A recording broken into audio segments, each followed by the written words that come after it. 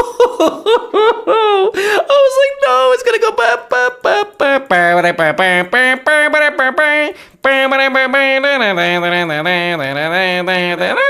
Claude here, after pawn takes, plays bishop takes c6 check. That is a horrendous move.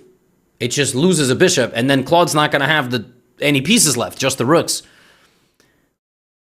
But DeepSeek had a blind spot and a terror in its heart about the checks. It didn't like getting checked. Every time there was a check, it would just run away. And then Claude took the rook. Claude is a berserker. Claude takes everything and checks all the time. Claude is a berserker. Claude just goes all in and here plays rook takes d6. I was like, Claude, what are you doing, you certified moron? I mean, really? Rook takes d6? You have 2 pieces left, dude. And the king literally just went there. But DeepSeek did not like getting attacked, and it ran. King f7, rook 6 to d7. It's just rook to d7. That's a terrible move. But as I said, the black king was a scaredy cat. The black king did not enjoy being checked. King g6. Claude, meanwhile, realizes, yo, this idiot is never taking my rook. Rook g7. I was like, oh my god. Rook d6, rook d7, rook g7. Will DeepSeek at some point take the rook? No, it runs the king to h5. In fact, here it gave a whole analysis of why it shouldn't go to f5. It gave me a whole thesis statement. Meanwhile, it could have just taken the rook. Now it goes to h5. And now the king has no legal moves. That's actually really scary. If this rook ends up on h4 or on h3, but you have to be a little careful, the king is just mated. You could maybe even mate the king with pawns. So the king runs to h5, and here, Claude played rook to d5 and boldly declared, check.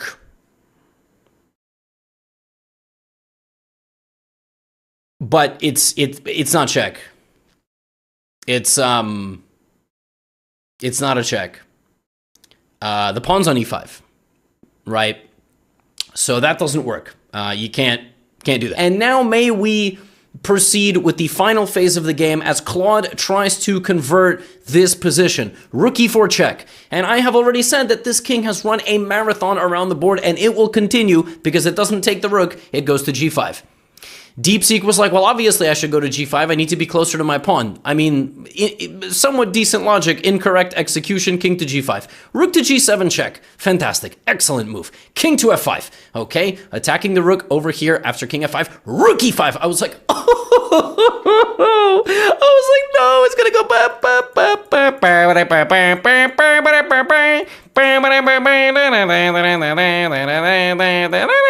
You know, like, I was like, we're just going to go in a circle. This is never going to end. But then we got rook f7. I was DeepSeek was losing its mind. DeepSeek just didn't see this move, and I didn't want to tell it what move to play. I kept trying to explain the logic to the thing, and finally it was like, oh, duh, idiot, I could go here. And then Claude moved its king. But on the next move, it immediately went back to... I was like, we're going to be here forever. And then, after king f4, rook f5 check, I was like, well, if it doesn't take now, it's never going to take. And he didn't take. And Claude went here. Now, this is a miracle. Because this is stalemate. There are no legal moves for Black's king. Except there is a legal move. And it's only with the pawn. And now, Claude has a potential checkmate on the board. And he plays it. Pawn to f3 is mate. It is mate.